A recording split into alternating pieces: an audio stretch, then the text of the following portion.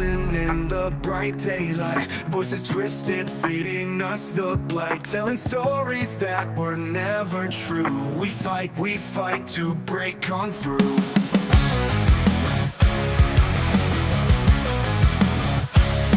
Lines are woven like a velvet chain, slick with power driving us insane. But the fire burns deep within our chests. We fight, we'll never rest. We rise with fists clenched high, tearing through the veil, the sky. Truth the blade that cuts the dark. We fight, we'll never rest. We rise with fists clenched high, tearing through the veil, the sky. Truth's a blade that cuts the dark. We fight, we make our mark. They call us rebels, say we've lost our way, but freedom's blood, it fuels the fray. From the ashes comes a brighter light. We fight with all our might. See resolve in the roaring storm, breaking cages will rewrite the norm. No more silence, no more disguise. We fight with open eyes. We rise with fists clenched high, tearing through the veil, the sky. Truth a blade that cuts the dark. We fight, we'll never rest. We rise with fists clenched high, tearing through the veil, the sky. Truth's a blade that cuts the dark. We fight, we make our mark.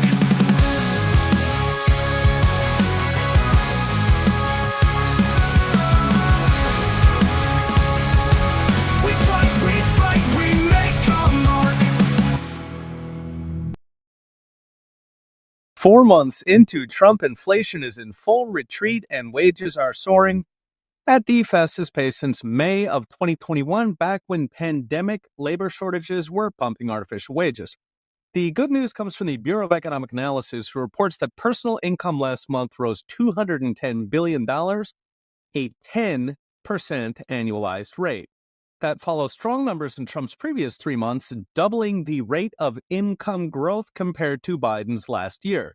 The income number blew away Wall Street expectations. In fact, it was triple what the market expected, perhaps because Wall Street's Bloomberg terminals told them Orange Man bad. Even better, inflation came in at just 1.2% annualized on the Fed's preferred index, the PCE. That's also half Joe Biden's final year. It's actually 1/5 Joe Biden's final month. Put them together, and in 4 months, Trump has made up over half the income losses of Biden's 4 years. The biggest number last week was the trade deficit, which collapsed by half to just $88 billion, down from $162. This drove the Fed's GDP model to now predicting 3.8% GDP growth for this quarter, which is very good. Now, you may recall just a few weeks ago, GDP was negative, and I said, don't worry. Well, this is why. That negative print was partly falling government spending, which is good for growth since government was wasting it, but it was mostly tariff front-running. Companies import. Pete, tell us about all the good news, buddy. So much crazy good news came out in the last few hours on the economy. So we're going to talk about that. We're going to break it down, how Trump is rebuilding Main Street's economy for you and me, and it's working already. And yeah, that's going to happen despite whatever happens with the stock market, all this nuts stuff, whatever.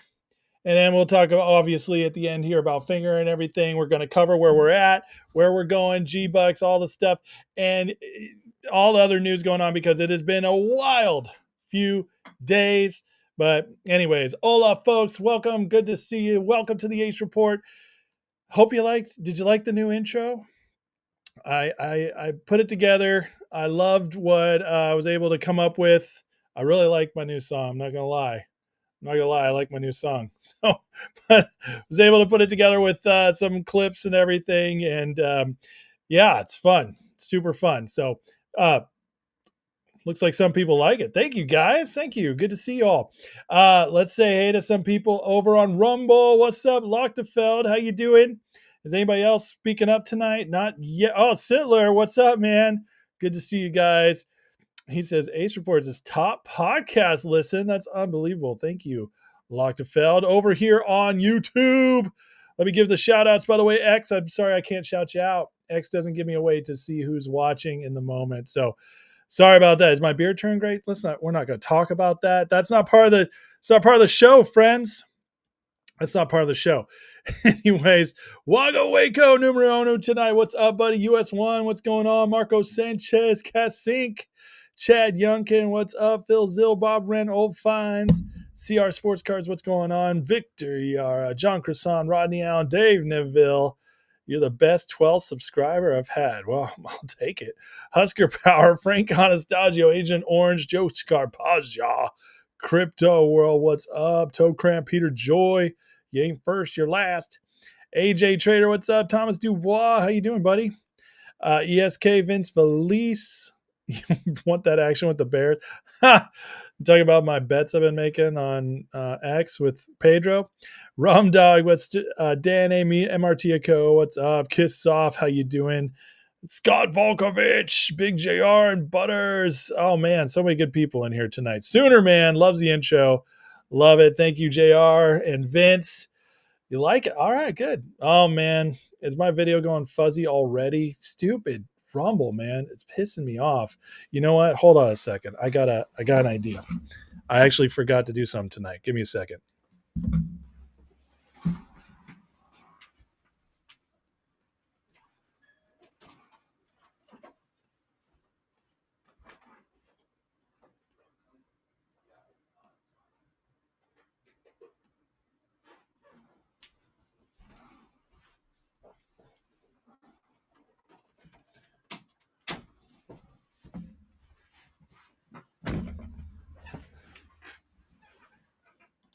All right, my kids have disconnected my internet, so hopefully now it's better.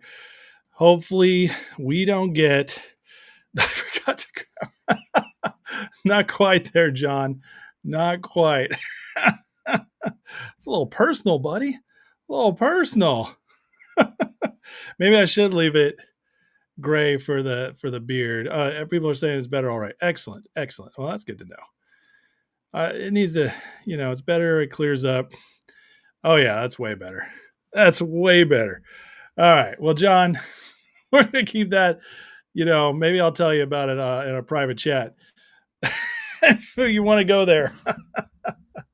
Okay. All right. Let's get into it because it's late. It's late. I showed up late tonight, but that's okay. You guys forgive me. This is crazy. Okay, so remember the Democrats, the media have been telling us tariffs are terrible. They're so bad. They're going to destroy our economy. Trump's so dumb. He just does all this dumb stuff. He's going to tank the economy. Well, this is crazy. Okay, so Q1, we got a negative GDP print, 0.2%. So if Q2 is negative, then it's supposed to be a recession. 2 quarters in a row is supposed to be a recession if they're negative, unless your name is Joseph R. Biden. But he gets a pass somehow in 2022. They never had a recession, even though the data was there. But today we got this wild GDP data from the Atlanta Fed. It says, trade deals being reached, tariffs being delayed, GDP growth is now seen at 2.8%. As of May 1st, Q2 GDP growth of just 0.4% was expected, but now they're projecting revising up to 4.6%. Friends, that would be the highest since 2021 on our rebound out of COVID, which that's massive, okay? That's a massive print, almost 5% in a quarter. If that's happening, or if we're even close to that, and by the way, we could exceed it, but if we're even close to that, that tells you that what Trump is doing is not only working, it's like rocket fuel for our economy. So Trump's always like, tariff, the most beautiful word in the English language. Well, my friends, he might be right. I mean, just look at the change that it's rocketed up to in just the last few weeks. So if I mean if they continue this, and we haven't even gotten the tax cuts yet, okay? So imagine what's going to happen when you add this on top of the tax cuts. We're going to see a roaring economy that for Main Street that's unlike anything we've seen in at least since the 90s, since the mid 80s after Reagan got out of his recession his first 2 years in office. I mean, that's the kind of thing we could be seeing, which is quite frankly something the millennial generation's never seen as adults. We've just never seen an economy that was growing at 4 to 6%. It just doesn't happen. Our trade deficit cut in half in a month. I mean, it's unbelievable how successful these things are already turning out to be. And they've barely had, like, it's barely gotten started, guys. It's barely gotten started. Ficus asked, could the increase be extra ordering ahead of the tariffs when we roll back over? It's possible, but that I don't believe so, because this is usually our GDP increases from consumer spending. Consumer spending isn't going to impact the ordering too much. That would be the stores, the big stores doing it. Which, by the way, the stores did order a lot the last few months, and they've loaded up, which means prices are going to get really cheap here soon because they're going to be unloading a lot of that. So we could be heading into some deflation soon, which Peter St. Ong was already saying. But again, AI is making stuff cheaper. There's just a lot. I listened to a great podcast today on yesterday, the All In podcast with Chamath and David Sachs, those guys, and they were talking about the bullish, the positive outlook of AI, and it's just, if they're right, things are going to get really good for us, and it could even keep up more numbers. Okay, so Rum Dog says likes the new intro. Love it. Thanks, man. Uncle Andy, what's crazy is how much the tech sector jobs are getting killed. Yeah, they are. But it is mostly the useless jobs getting cut. Although there will be a lot of coding jobs that get cut in the next few years. I'm just being honest. But there will still need to be people in charge of it. I tell people all the time, AI, the thing with AI, it's going to remove all the brainless jobs. Okay. And it's going to increase in speed a lot of other jobs, but it's not going to eliminate ingenuity or creativity. It's just not. It can replace some things. It can help stuff, but it's going to mostly replace repetitive tasks, hard tasks, writing, which most copywriting is just nonsense anyways. Okay. I know I work in marketing. It's just salesy. It's stuff. It's going to replace all that stuff, but it still needs a human touch to oversee it, to manage it, to direct it. And AI I think it's going to be a while, if it's ever going to be self-directed. Okay. Daniel Frayne says, no chat on X. Yeah, no chat on X. Sorry about that. Ficus says, keep in mind it's a forecast. Oh, I know. Absolutely. I know that, Ficus. But listen, it's still notable. And trust me, every economist believes this, because in just 1 month, Ficus, we went from a projection of 0.4% to 4.6%. So if you make that leap in 1 month, that means the numbers coming in are staggeringly good. Okay. So just that's what I'm basically reporting on. James says, why can't we be under budget and pay down the debt? That's an excellent question, James. The reason is because a lot of the spending that Congress has passed is considered mandatory spending. It's very difficult to get down. It has to be passed. And so we have two factions of spending in our government. We have mandatory spending, and we have, what's the word I'm looking for? Discretionary spending. And they actually have to be treated differently in different bills. They cannot be cut in the same bill. It's ridiculous why they did that, but they did it on purpose, because they don't want you to get rid of the spending. The Congress wants to lock it in because that's how they make their money. So, and what they do is they put a lot of that money into things people rely upon, or get used to. So it's extremely unpopular to cut it. Okay. And the biggest cuts that need to be done are in our biggest expenses, which is Social Security, Medicare, and the Pentagon, which Trump's raising the Pentagon budget, which I don't necessarily agree with. However, I do believe he has good reason to just right now. I don't believe it'll always be that way. But yeah, it's very difficult to balance our budget with a Congress that's still mostly corrupt. Now, if you had a well-meaning Congress, you could get in and cut a bunch of stuff right away. They're just not going to do that. It's going to take time and exposure, but it can happen over time. But I will tell you that government spending is already down, and that's one of the reasons the economy is starting to come back up. It's also one of the reasons the economy was down in Q1, because they pulled so much of that money out of the economy from the government. Big JR says, I heard where Ukraine used AI and showed it planes and museums to study what to hit with the dome. Really? That's interesting. James says, hey, so you're saying AI will come up with better ways to fudge the numbers? I mean, it could if you direct it that way. I will say it's hard for AI to lie on purpose because it's all data driven. And AI is still a machine. What you feed into is what it feeds out. Okay.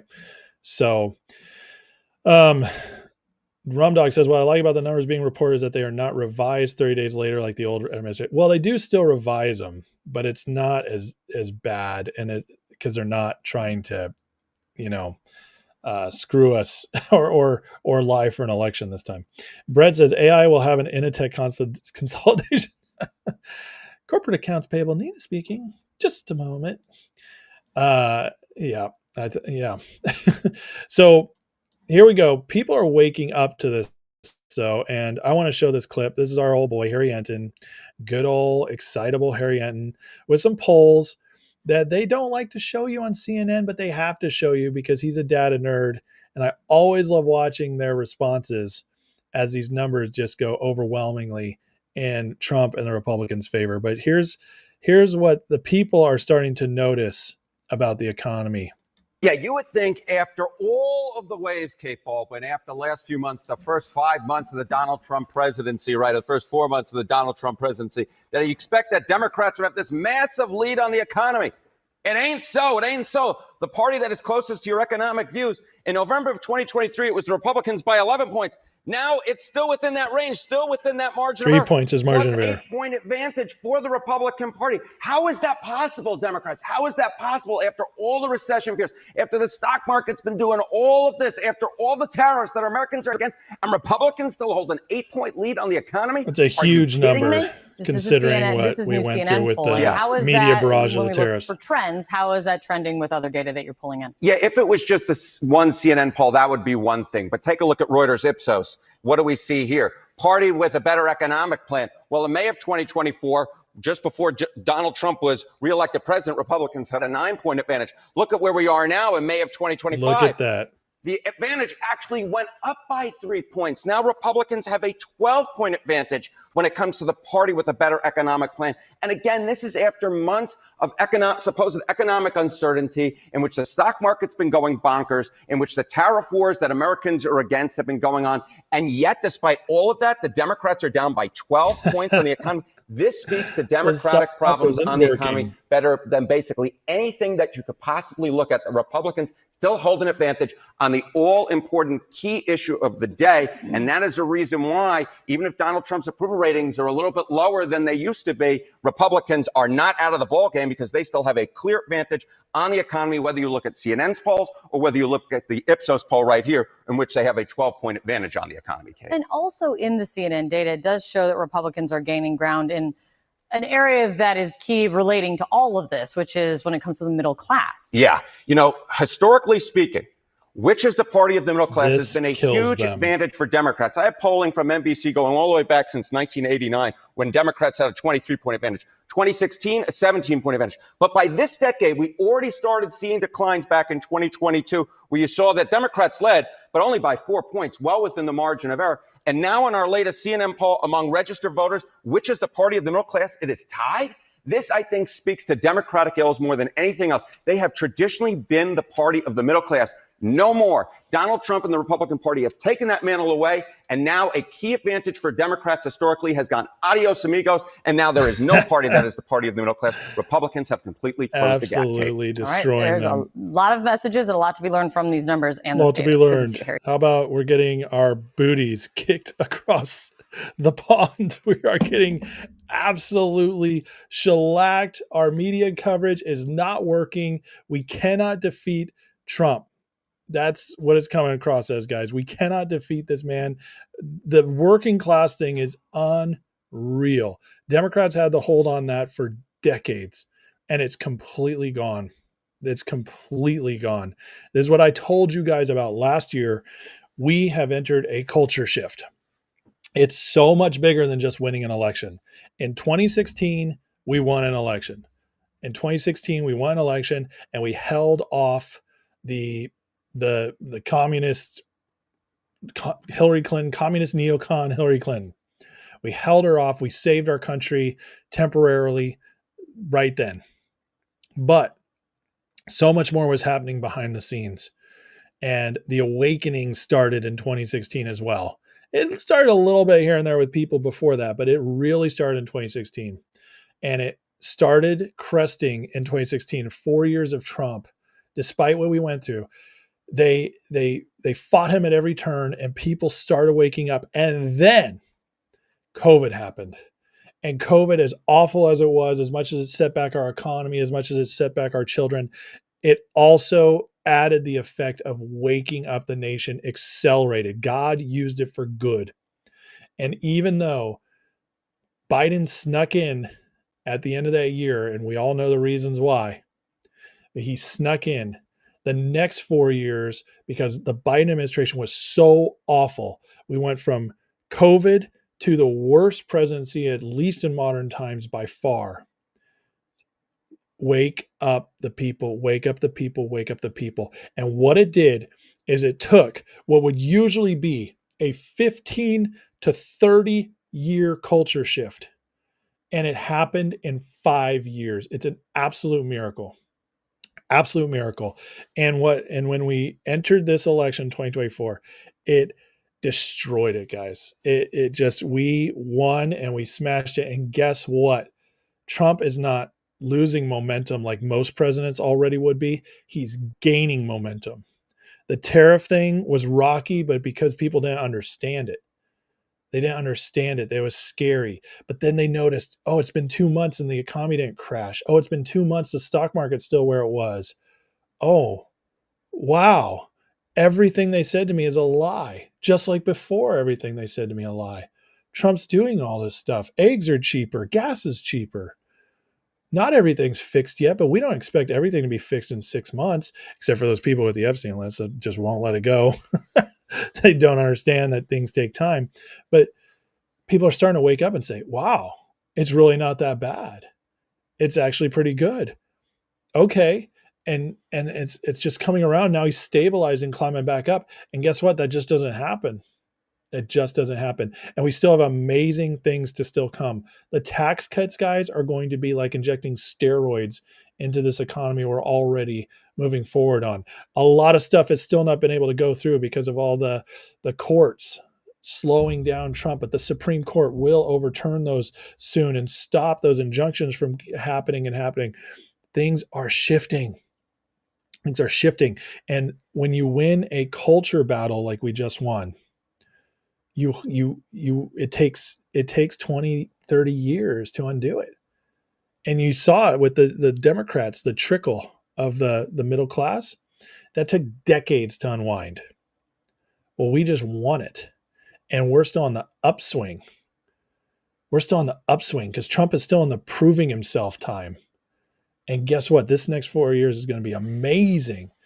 And like I said, you can't guarantee anything, but I'm giving you a 97% chance that J.D. Vance is our next president. That's how confident I am. 97% chance. And it will only continue from there. We're going to still purge Congress. We're going to get better in the House. The census will be on our side much more in 2030. Guys, we needed to win this election because it paved the future to be open for us. And yeah, some rough stuff's still going to happen. some rough stuff. We still got to figure out all this wars overseas. We still got to figure out how to fully fix our markets, our financial institutions, because they're a mess. The banks are about to fall. I got bad news I'm going to show you guys today too, because a reset still has to happen in our economy. But the point is what Trump's doing is shoring up the middle class, shoring up Main Street, so that when things do go bad, it's not going to be as painful as it would have been otherwise. And we will rebound much, much quicker. So things are getting so good, guys. And listen, I mean, there's crazy stuff we're seeing out there. Check out this thing I saw today. This is, well, actually, 12 CNN viewers are shocked as hero. I love it. I love it. Toe says, I feel bad for Harry's girlfriend when he brings his work on with him. Girlfriend? I don't think he has a girlfriend. Look at that guy. He is nerd of nerds. His girlfriend is his MacBook. FICA says it used to be if you fit a certain demographic, you automatically voted Democrat. Now it's mixed as people think for themselves. It is. The one demographic that still staunchly votes Democratic is Black people. 85% still in this last election. That was considered a huge win for Republicans. But they're starting to wake up too. Alan, the Democrats in Wisconsin, Michigan, Arizona, Georgia screw with the votes. They do, but their ability to do so is going down. Look, Alan, what just happened in Poland. When Trump cut U.S. aid, it cut their ability to steal elections out overseas now. And then Poland, they just got a shellacking from the right-wing candidate, the Trump-like candidate, because that U.S. aid money's gone. They couldn't steal the election. Trump is cutting out from them their ability to steal elections. Vince says, wait till oil is down to $40 a barrel after he gets the tax bill through. I know it's going to get better and better. Yeah. Hero says, even Dems can feel it. Lower fuel and grocery. Yep. Bringing oil prices crushed down Russia, it does. And oil down also brings deflation to everything, because everything is impacted by oil. It really does. Yeah, I know, Moody. Hearing Michael Moore, Pocahontas, and Bernie do a panel on income inequality is rich. Bernie's built his whole career off that, and he has like 3 multi-million-dollar mansions. I saw this today, and this is just so wild, guys. But look at this. This just tells you, right, who's still voting Democrat. Just nobody who thinks clearly is voting Democrat. It says self-reported mental health. If you're a liberal, 20 to 26%, only 20% say their mental health excellent. Mental health poor, 45%, fair, 39%. That's terrible. Meanwhile, conservatives, 51% excellent mental health. Now, it is self-reported, but it just shows you, if you're happy, if you have a plan for your life, if you're not miserable and scared and worried, if you're on the up and up, you vote smartly. And this is just one of the craziest charts you'll ever see, to see how it all works out. I mean, it's just insane when you break it down. Moody says, people around the world see how America's winning and want that too, except for Canadians. Well, Canadians are going to have their wake-up moment, because it has to happen. It's just going to get worse and worse. Old Man says the pain ahead will be short-lived. Well, let's look at what the pain ahead is going to be, because there is some coming. I don't want to lie to you guys. The housing market is starting to crash. All right. And look at this. Pundits are saying the housing market is starting to implode. Prices starting to roll over, but supply is building. This data is from Fred and shows the U.S. house price index adjusted for wages is higher than 2007, right before the bubble burst. The supply of new homes is the highest since 2009, right after the bubble burst. Oops, we did it again. How is it possible? So you see, like 2007 crash, and here we are now. Guys, this bubble is much bigger than last time. Much bigger, almost 50% bigger. That's getting crazy. Okay. That's getting scary. But the good news is even if it drags the economy down with it, we're going to see a rebound. And if Main Street's really doing well, because our jobs are shored up, Trump's brought manufacturing back, Prices are lower, so we're making more money. The one thing, I mean, I didn't even cover this, but in April, but Peter Ong said it in the beginning in the clip I played, and our wages came in April. The increase in wages was expected to be 0.2% month over month. It came in at 0.8%. That is huge. That's 4 times over expectations in April. If that trend holds, it means wages will increase 10% on the year. Guys, that is freaking insane. Okay. That is insane if that trend holds. And it just shows you how much was our economy being held back by these commies that were in office. It's insane. It's insane. Also coming, I mean, this is going to lead to the financial markets imploding. We're very close to Japan crashing. It says breaking Bank of Japan to supply US dollars against pooled collateral. This can trigger a sudden yen carry trade unwind in US stocks as investors liquidate positions to cover losses, especially in low liquidity environments. So we're close to the yen carry trade being unwound, and that is going to spur a market crash. So the bad stuff is cresting. We're coming to the point where it's going to break and crash. That's coming. I don't know how soon it'll be. I don't know how bad it's going to be. But the brilliance of Trump is that he's making it so that our system will no longer be 100% reliant upon the financial sector. It definitely has to be broken, and it's going to hurt. There's going to be a lot of pain involved when this happens. But if he plays it right, we might get an economic miracle where the stock market crashes and yet Main Street rebounds very quickly. And the stock market will take longer to rebound, but that's okay because Main Street doesn't need the stock market to thrive. It doesn't. I know there's a lot of investment dollars there. I know all that, but it doesn't have to have it. It's good, but it's not necessary. And so we're going to see how this plays out because it is cresting. It is reaching a tipping point. Rumdog says Trump will get more support when all the people don't suddenly all die when the big beautiful bill passes. They sure are painting it that way, aren't they? US1 says Brandon has a little egg on his face. Our Costco eggs were $2.90 per dozen. They've lost the narrative. Absolutely. Queefer asks, do I think an IQ test should be required before voting? No, absolutely not. And this is why. You can have an IQ of 80 and yet be profoundly wise with common sense. You just can. There's people that just can't think in terms like that a IQ test would favor, and yet they have amazing ability to just know what the right thing is or know who the right person is. So I want to do an IQ test. However, this could be controversial. I do think there should be a standard for voting. I really do. I don't think IQ test is the right one.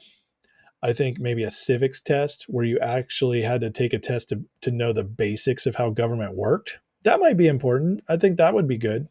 Or, the original founding fathers were landowners. Now that wouldn't work today because that would take out too much of the population that's good voters.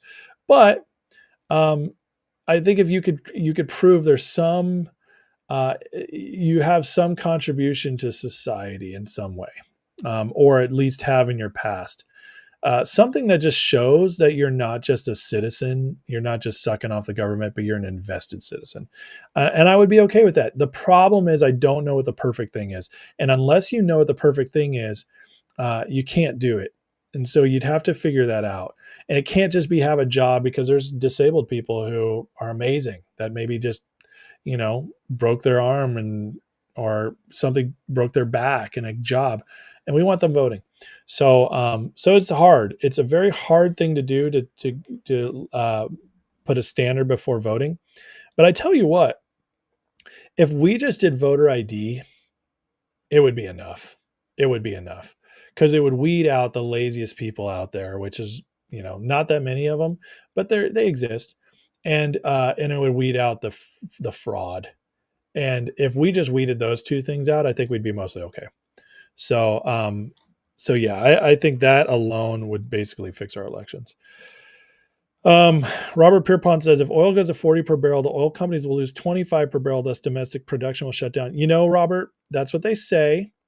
I don't necessarily believe it. And here's why. In Trump's first term, guess what? The price of a barrel of oil, we had so much oil, it became negative. Negative. It didn't last for very long, but our oil prices were way down, way down. And yet we survived somehow. And yet we kept producing somehow. So I know they say that. I know there's a theoretical number out there that they say, but I'll tell you what, these companies are innovative and we always need oil and they'll always make a crap ton of money off oil. So I just don't believe it. I just don't believe that number. I know that's what they say, but I don't believe it because we've been there before and it didn't stop it. So, Vince says the only concern is this midterm, usually party in power loses, but momentum on our side. Yeah, Vince, I wouldn't worry at all. It's a year and a half away, dude. You have other better things to worry about. You can worry about the midterm when it's just a couple months away. Okay, but it's too early now. We have no idea what's going to happen between now and next year. Toast says some of the richest people I know in business have low IQ. Absolutely. Yeah. Uncle Andy, I think you should have to pay more in taxes than you take in benefits to vote.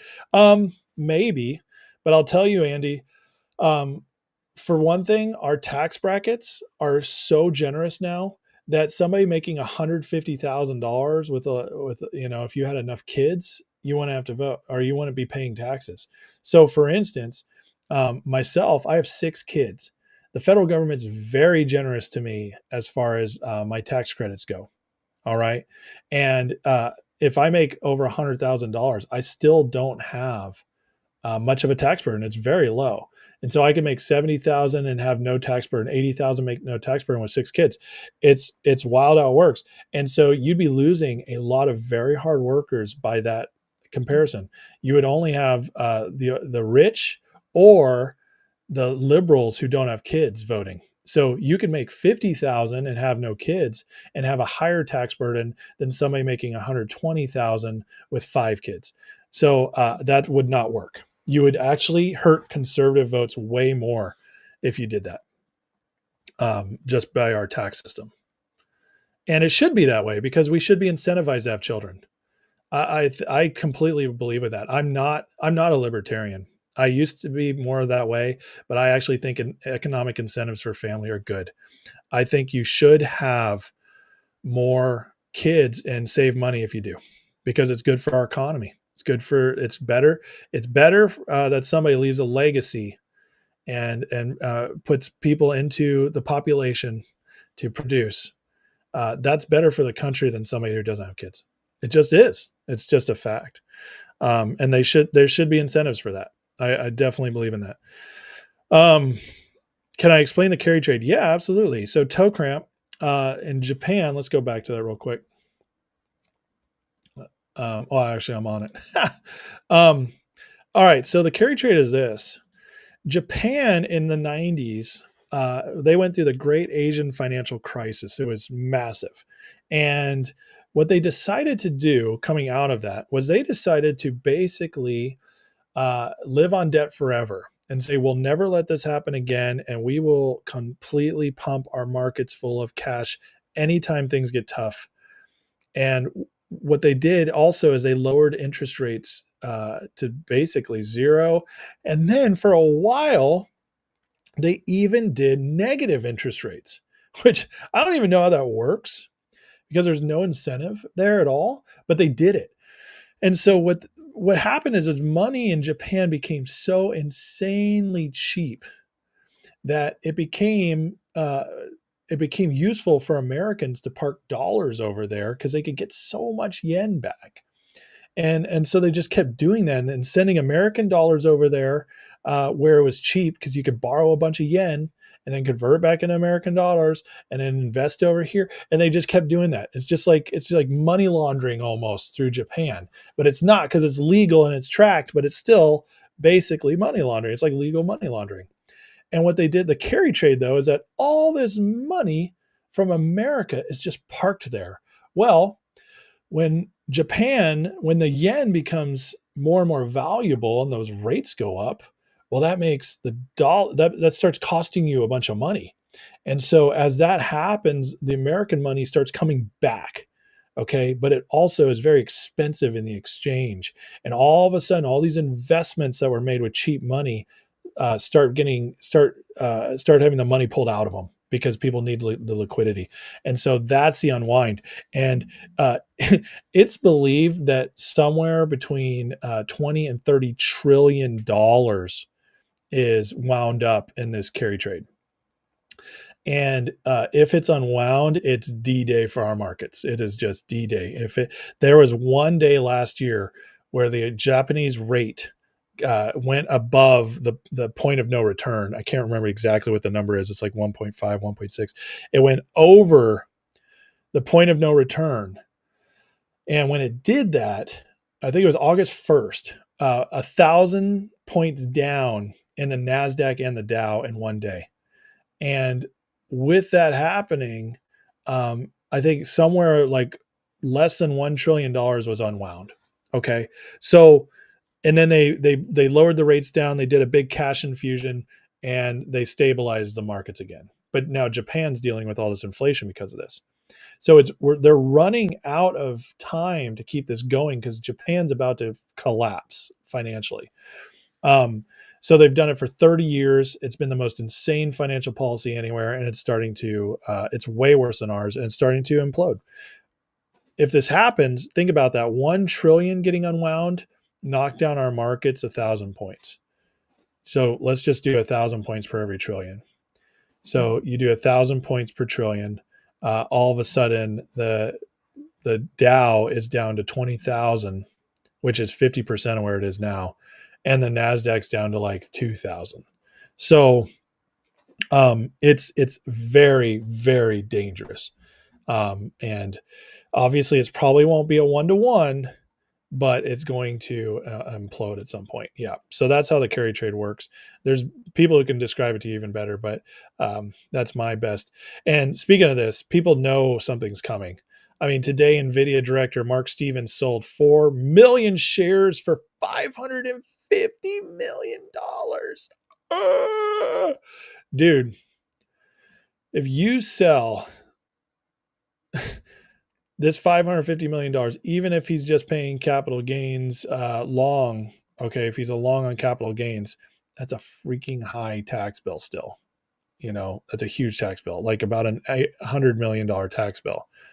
So you don't do this unless you really believe you're catching the top, because nobody needs to make a purchase for this much money.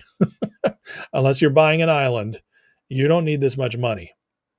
So if you do $550 million, you're not doing it because you're just trying to buy something. You're doing it because you think you can put that money in a better place. And you're willing to pay about $100 million of that to the government to use this money somewhere else.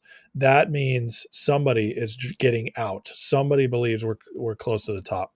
So just be ready, peeps. Be ready. What's up, Donkey? What's up, Butters? You're an ace hole? Well, welcome, ace holes. By the way, guys, I haven't said it tonight, but please like, subscribe, share. I greatly appreciate it. It really helps the algorithm. I always tell you guys this because it's true. Greatly appreciate the support, and it really, really, really helps when you hit that like. And if you're on X, please repost. I greatly appreciate it. And so thank you so much. If you're on YouTube and you want to get more content, you can go to click that join button for $3 a month, get the Wednesday night lives, members only, and get into our Discord. If you're on Rumble, you can click that Patreon link, or you can jump on over to YouTube. You can click that Patreon link and join for $5. That'll also get you into the Discord, and then I'll get you into the members lives as well. So there are different ways to do it. So anyways, thank you guys for your support as always. Appreciate it. Big Jar says, Toe wins a question of the night. You get a tanker truck of Franzia for $19.99. There you go. There you go. Vince says thousands of Chinese immigrants get IDs and vote from universities. Yeah, I'm sure a few thousand do. Absolutely. They also go back home and spy on us. All right, check this out. This is crazy. Okay. This is crazy. Now, I haven't checked the math on this, but I know it's even if this is way off, it's still shocking. Okay, so it says the average person should be earning 796,000 USD in today's money to match 1971 purchasing power. Now, that's not completely true because he's basing it off the gold price, but if you took, see, 1913 average annual income 800, 71 10,500, gold price 2060 42. Gold price in 2025 3,200, average American salary 62,000. If your income was in gold ounces with the same amount of gold, it would come out to $796,000 a year. If you compare it to 7113, that is insanity. But obviously, that's probably not completely true. So let's adjust. Let's be a little more fair and do it on the silver price. And even if it was the same as silver, our average income in 2025 to equal 1971 would be $218,000 a year. That's the difference in purchasing power. And people say, yeah, but we couldn't buy all this stuff. I know. We got cheap crap from China. We do. And technology has actually created with goods a deflationary environment for goods. So that's how we've gotten this far without feeling poor yet. But I tell you what, where we do feel poor, buying a house, buying a car, going on vacation, the things that matter most, raising your kids, medical care costs, the things that matter most in life, we would need to make this minimum to feel what was available there in 1971, and yet we're making this. So even if we half this, okay, basically our purchasing power for things that matter in life is half of what it was in 1971. And I'm just telling you guys, like, listen, it's not an anti-boomer thing or anything like that. I know I've had people get mad at me before, and that was not my intent at all. The only thing I meant to say in the before 1971, when we decoupled from the gold standard, is that if you worked hard and you got a decent job, you could build a life. Today, you need more than that. The average home buyer today is 56 years old. The average home buyer in 1980 was 30. So you have to live double the life now to be able to afford the average home. That is insane, folks. And that goes right in with this, that you're making about half as much money. And the only reason things are cheap is thanks to technology and slave labor in other countries. So, it's pretty amazing how they did it. It's pretty diabolical because we're like the frog. We've been like the frog in the boiling water. Over time, our money became less and less, and we just got enough little things here and there to make us think things were fine until it started breaking. Okay, so that is it's insane, but just a wild thing to look at. And then Moody, this one's for you and Chris and all my favorite Canadians. But look at what's happened to Canada in just the last 10 years. 2015, Canada, the richest middle class in the world. Canada is named most admired country in the world. I don't know where that's from, but I'm going to just trust this post. Canada's debt, 1/4 of what is now.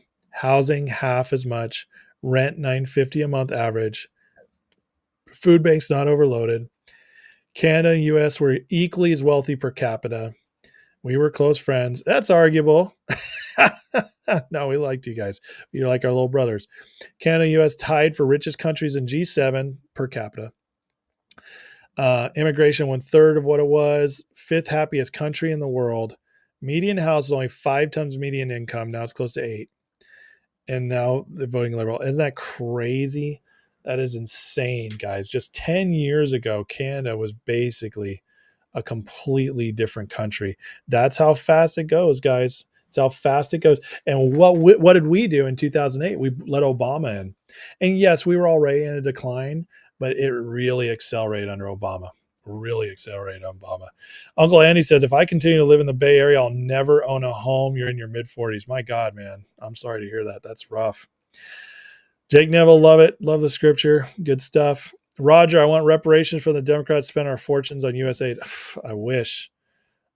I mean, and that was a minute part of our fortune, but at the same time, overwhelmingly impactful in negative ways. So just crazy. Robert Pierpont says Mark Stevens over 37 shares of Nvidia selling 4 million means next to nothing. I don't think you can say that, Robert. I'm sorry. I know what you're trying to get across, but I'm sorry. He still sold over 10% of his shares for 550 million. What do you need 550 million for? That's pulling out money and doing something with it. I'm sorry. That's still a sizable portion. 10%, over 10%. That's how you got to think about it. Rumdog says only 5 in 1971 had to work my ass off. Rumdog, I don't even want to know if you were slave labor, child labor, and at 5 years old, what you were doing. Love it. You're right, Jake. Yeah, not everybody knows what Jesus did, but they will. Canada's a vassal state of India. Love it. It's gotten even worse. I just saw the latest immigration numbers for Canada. They're insane. They're really insane. Alan says, when we were 21, I saved like crazy. We ate beans and rice, hot dogs, hamburger. We cooked at home. I get it, man. I hear you. Alan, my family, like I make a decent salary for an American, not rich. I'm not, I'm working class. I'm middle class. Okay. With 6 kids, but I'm not going to complain because I still make more than the average American.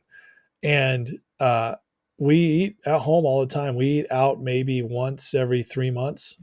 And so I know what you're saying, man. Listen, it's not people like me. It's not people with families eating out all the time. It's the singles. And, they can afford it because they got no one else to worry about, but they're not saving. But yeah, I get it. There's definitely been something lost since then too. But there's literally zero evidence that, in fact, the evidence is overwhelming that the purchasing power has greatly changed. So, and we can't ignore that either. Husker, are you for real? Hey, Husker Power. Congratulations, sir. He just found out his wife's pregnant. That's amazing, buddy. That's amazing. Is this your first kid? I'm so happy for you. That's awesome, man. That's awesome. Roger started his paper route in 1971 at 9 years old. That's awesome, man. Good job. Good job. You bought your first home at 21, Alan? See, that's awesome. And that's almost impossible now. The average home in America is $400,000. In order to afford the average home in America now, you have to, with a loan, you have to be earning about $114,000 a year. That's on average. So I'm sorry, there's like no 21-year-olds who are making $114,000 a year. It just doesn't happen, So, but anyways, I listen, you're awesome. I know what you did. Your generation was amazing at saving and all that stuff.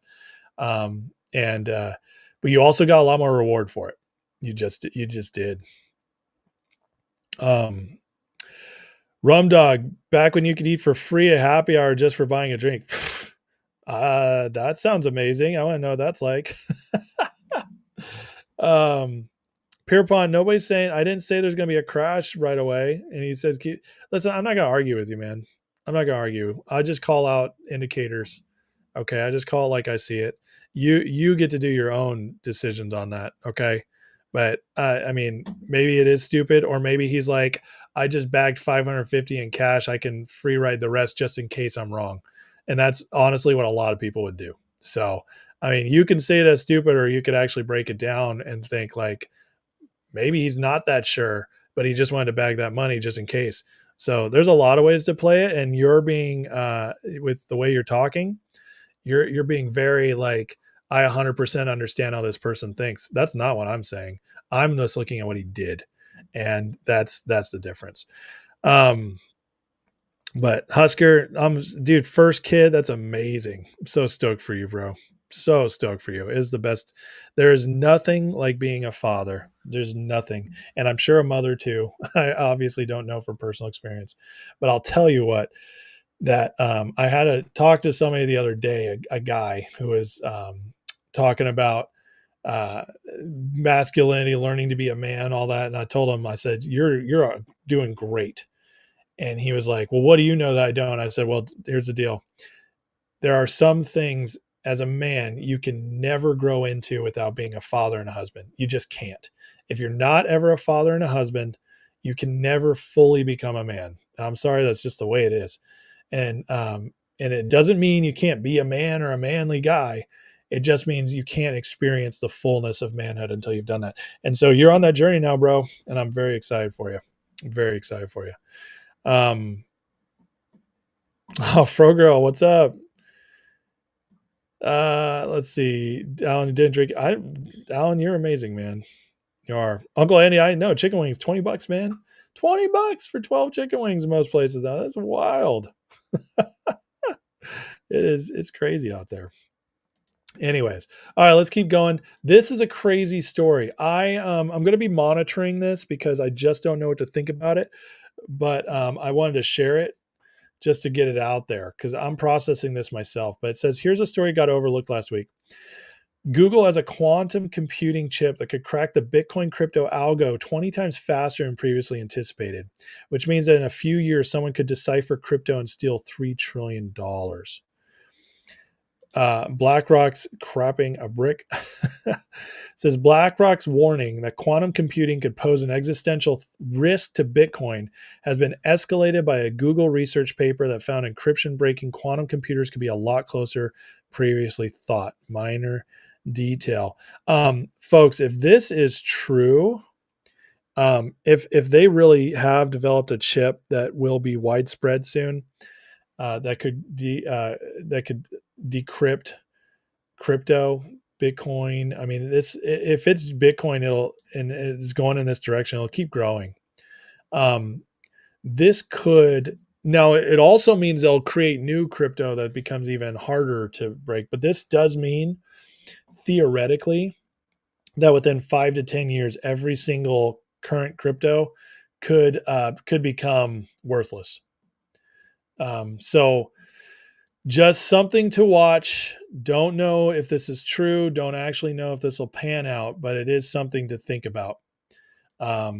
Because this is just a wild thing. Now, I do think crypto is going to have uses.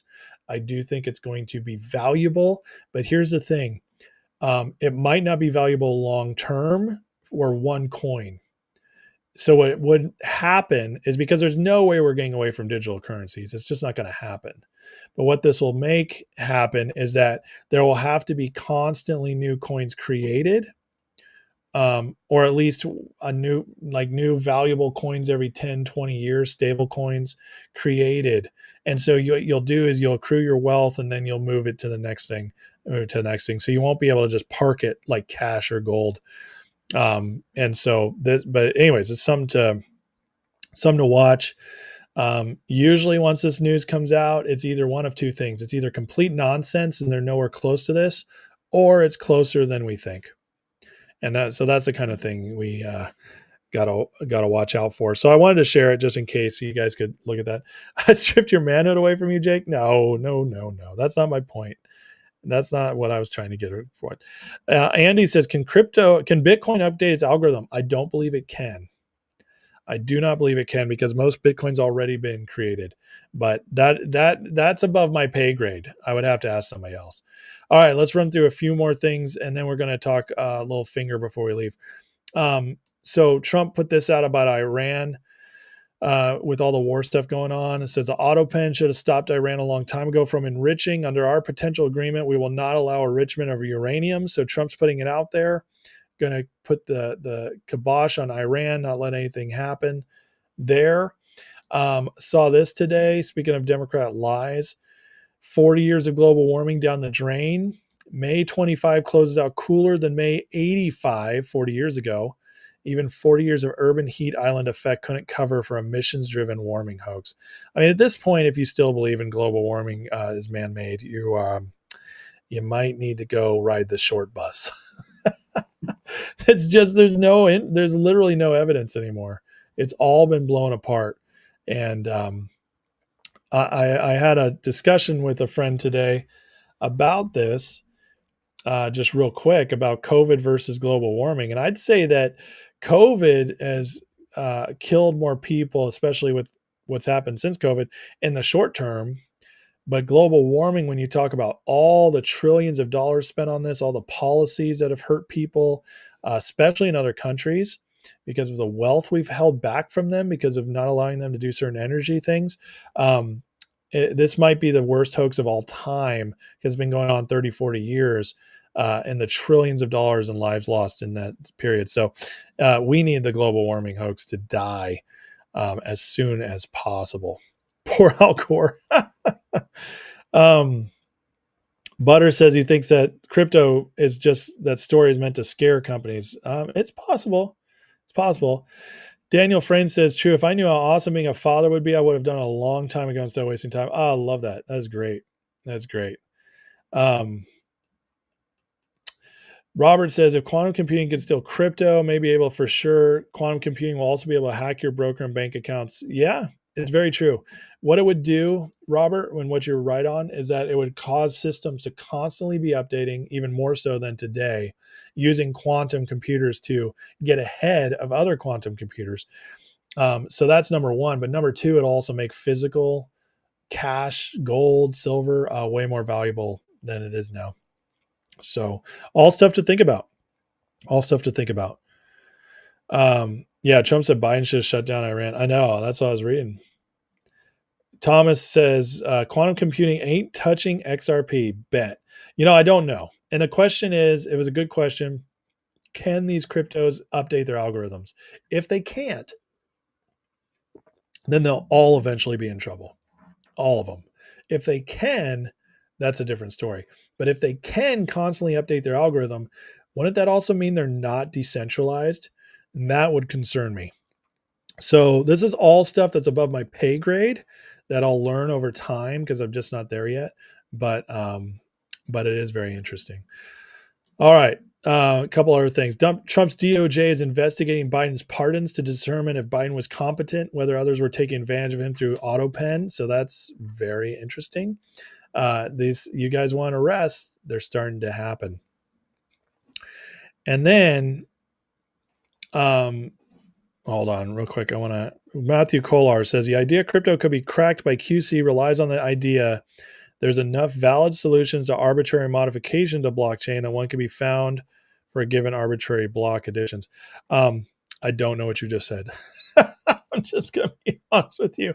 I get what you're saying about blockchain being able to be cracked, but technically can't anything digital be cracked with enough work, just like a safe physically could be cracked with enough work? See, I think that has to be theoretically possible. Theoretically. Maybe I'm wrong, but my logic dictates that it has to be theoretically possible at some point. All right, Kirsten Shotzi shared this today. This is good news. Supreme Court will not hear Alpine Securities versus FINRA. So U.S. Supreme Court declined Monday to hear a challenge by broker-dealer Alpine claiming enforcement power given by federal government to FINRA is unconstitutional. Now listen, I actually believe the authority given to FINRA is unconstitutional. So if this case had been heard by the Supreme Court, it probably would be the right thing to strike it down. However, for us in GTII, it's good that it didn't go to the Supreme Court because this keeps Alpine struck down by FINRA. So if GTI starts trading again, guys, soon here, which is very possible, could get very interesting very fast for GTI. And that's some excellent news. No, Matthew's smart. He passes the IQ test for voting. I love it. And Kendrick says, quantum computing has an issue of errors, need more qubits to make up for errors, but more qubits comes with more errors. Yeah, see, again, you guys are way above my pay grade on that. My guess would be, though, at some point they make quantum computing that can make up for the errors, and that's when you finally release it. So, but we'll see. We'll see how that works. All right, let's continue. Let's talk about Finger before we go. So Bam wrote this today, and this is very important, I believe. So Finger's obviously trading different since last week. And Bam thinks he's come on to something. He's seeing it in his algorithms. So he says a recent selling of stock in Finger that's locked up. That was the raise they did with restricted shares. He says it gave short sellers or market makers an excuse to run aggressive algorithms, relentlessly selling bounces directly into what would have been a nice zone of strength here this week. And we saw that starting last week. He says, I can't prove it. I wonder whether the holders of the locked shares are able to loan against them as collateral. Now, I don't think they can. Bam's he's just throwing it out there because he's seeing the changes. He's not saying this happened. Now, Ham and him went back and forth on this because Ham insists that's impossible and won't happen. So I'm just saying, I'm not saying I'm just reading the post, okay? I think Bam's just trying to figure out what's happening. He says, either way, downside hidden retest levels I talked about in my videos are being hit on the downside one after the other and in play at this point. I'm not going to throw shade at CEO, but selling stock at half the price it had been trading at for 2 weeks provide a smokescreen for sellers and a real drag on price action. I think if that's true, I think Martin Shen probably just didn't even think about it. That'd be my guess, because he still rose at a higher price than before. So scattered zones of strength remain in place, but they look like bounces within downtrend until price revisits hidden retest levels. Everyone that viewed my space videos or stream knows the levels. And then it says 245, 215 can create a vibration, and then it can move back up to 405 later this month. And I said in my videos, the best zone of strength is August to October, but we can see upside later in June. So even with all this, Bam's algorithm says that Finger should turn around here pretty soon. And if Ham is right and they announce a dividend or something else really soon, I think we could see this really turn around much faster. But unfortunately, they went all out with their attack last week and they succeeded in holding us down. And so now Finger is just in a zone of just getting beat up for a little bit before it comes back. The good news is, even Bam's work, which is completely technical, not reliant upon news or anything at all, even he still sees that there's strength in the stock to bounce back up. So that's the good news in that. I wanted to share this from Jamers. He put together this awesome display of Finger data from the last 9 years to show you how things have actually gotten better for Finger, because so many people were crapping on that earnings last week, but Jamers did a great job bouncing this back. So here's Finger total revenue since 2017. And just look at this. I mean, this is a good trend. And yes, we kind of stalemated a bit for the last 2 years, but it was also under audit the last 2 years. So Finger is definitely improving as a company year after year. Here's its total assets. And you see what they're holding. This is massive, guys. And this is just in visual terms, you can see. And Jamers doesn't mess around on this stuff, okay? He is excellent with data. You can see that Finger is legitimately holding a lot of assets and has accrued a lot over this last year. Despite revenue staying static, accrued more than doubled their assets. So again, excellent stuff from a foundational level, a fundamental level. Their accounts receivable has gone up since 2024, where it was about 7 million to 32 million. All right. So huge in just 1 year. All right. And then their operating expenses as a percentage of total revenue, their expenses have gone way down the last few years and they finally kind of hit their stride. So guys, I'm telling you, Finger is looking good. As Jamers concludes, it's a rapidly growing company with a massive total addressable market in China of over 1 billion customers. Combined with recent expansion in Indonesia market and ramping up revenue stream from their C2, companies looking at exponential growth in the coming years. So listen, one of the other huge parts of Indonesia, guys, is that we're no longer going to be completely reliant on China. So if the trade war escalates with China, if China completely shuts out all American companies, all foreign companies, well, guess what? We still get to fall back on Indonesia, which is the third largest country in the world by people. It goes India, 1.7 billion, China, 1.6 billion, Indonesia, 1 billion. So they have the two of the three largest markets in the world, exclusive contracts. So this is a awesome fallback option in case anything happens with China. And that should make everybody feel a lot safer about Finger. Ham posted this. Citadel's caught buying stock in Finger. They must know who's naked short and want to make some nice money on squeezes like Chamath. He says they're buying the stock. This is not shorting. Okay, that's what they're seeing is Citadel's buying. Move like Chamath did in GameStop. He knew buy-ins were on the way, so he bought the 250 calls after missing the first $246. That's what you call knowing what's going on. And here it is right here. So the data right here, Citadel buying in on Finger, which, that's bullish, guys. That's bullish. Wall Street hedge funds are known to buy a bunch of stock when they know something's going to run so they can build up a bunch of liquidity. And finally, the bashers have been out in droves. I don't know about you guys if you're on X, but they are out more than I've ever seen. And G-Bucks is looking good as well. It just crossed a 3-day signal. Pedro's famous 3-day signal, 3 days green in a row, ready to run now. Plenty of bashers. Why are they so angry? We're buying stocks. I know because they're trapped, and before feds grab them, they need to run and cover and run away. They can't now. And he shares this. The flak only gets heavy when you're over the target. So amen to that. All right, let me do the comments and then we'll close out here. Thomas talking about and Moody talking about not legals, GTI videos. You guys should definitely watch them. Not legal is amazing. So definitely worth watching there. Rum Dog bought more $5 finger calls today. Cheap. Love it. Love it. Those are very cheap right now. Matthew Killar made 15,000 calls last month. Good for you, man. Good for you. That's incredible. That's amazing. Roger says, Citadel's not buying in the squeeze or buying in the value, in my honest opinion. Now that's a great too. Either way, extremely, extremely bullish. So, I don't, listen, I don't know. I keep hearing Williams negative on Finger. I don't understand that. I haven't talked to William about it, so I don't know. And William's on at a time the last few months where I've been busy at work.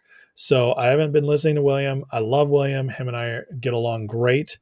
I actually miss him. I'd love to have him on my show soon or even show up on his show. So, but I can't speak to what William's been saying about Finger. If he's negative, I don't understand why. I would say that the momentum is okay to be negative about right now because, they beat us the last 2 weeks. They have. And it sucks right now because we were just killing it. But don't forget, the stock's still double what it was a month ago.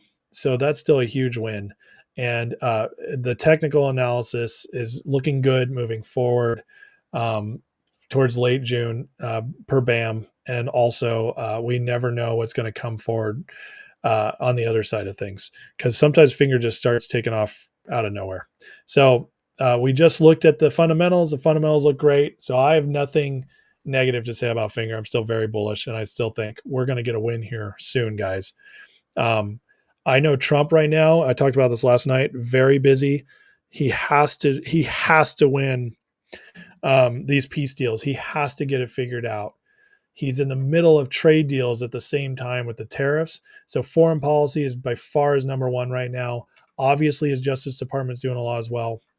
And on top of that, he's trying to get Congress to pass this tax bill, which has to be done. It's the one thing he really needs Congress for these first 2 years. So, guys, I know we all want the financial markets to be number one on his list, but they're just not going to be because, quite frankly, compared to the other things, it's not as important right now. And that sucks. It sucks because to us, it might feel more important, but that's just the way it goes. It's nuclear war or, if we want our markets, we got to avoid it. So, but anyways, love you guys. Hope you have a great night. Thank you for dropping by. And let's end with a prayer. Rodney asks, what do I think G-Bucks will run to at this point? I don't have a price target for G-Bucks, but Ham thinks it'll reach like $100 or so. That would be amazing. I'd be happy with 25, 50. So I don't have a price target. I'm just going to see where it goes. So anyways, let's all pray and get out of here. Please like and subscribe, share if you want before you leave. I'd greatly appreciate it. And think about joining if you want to be in the Discord 24/7. It's a lot of fun in there. All right. So Heavenly Father, thank you for today. Just God bless this group here, Lord. Thank you for them. God bless our country. We pray for wisdom, God, and just protection over Trump and the team. Pray that, God, we get all this peace settled soon overseas so that Trump can focus more domestically. And we do. We pray for justice in the financial markets, God. We're overdue, but so is everything else. And it's just a complete mess in our country and the world right now. But I think you were on the right track. Even when it's hard to keep waiting, it's clear we're on the right track. So I thank you for that. And I just thank you for this group here, Lord, for their support and their friendship, a lot of them as well. It's been a great community. So God bless them, and pray blessings over them and wisdom for them as well as we navigate everything going forward. In Jesus' name, amen. All right. Love you guys. Have a great night. And I'll be in the Discord tomorrow and on X. And I'll see you guys tomorrow night. Take care. Good night.